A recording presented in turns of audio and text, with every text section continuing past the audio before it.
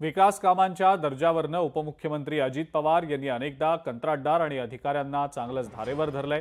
कामाच्या दर्जावरनं त्यांनी कंत्राटदारांना खडे बोल सुनावले। यातील अनेक कंत्राटदार हे राजकीय पदाधिकारी किंवा नेत्यांचे नातेवाईक असतात। सरकारी कामाचा कंत्राट मिळवण्यासाठी सत्ताधारी पक्षाचे वाट धरणारेही अनेक कार्यकर्ते असतात। अशा व्यक्ती ज्यांना राजकारणात येऊन कंत्राटदार व्हायचं असतं त्यांची कान उघडणी आता अजित पवारांनी केलेली आहे।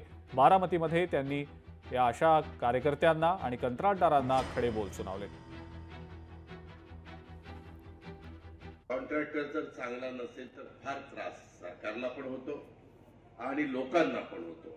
मला स्थानिक मुलांनी काम करायला माझा विरोध नाहीच आहे, तुम्ही करा, परंतु दर्जेदार करा ना। जसं माझं म्हणणं की ज्यांना कुणाला कामं करायची, एक तर माझं स्वतःचा कटाक्षाने प्रयत्न आहे, ज्यांना राजकारण करायचंय त्यांनी कॉन्ट्रॅक्टर बनू नका आणि ज्यांना कॉन्ट्रॅक्टर बनायचंय त्यांनी राजकारणात येऊ नका।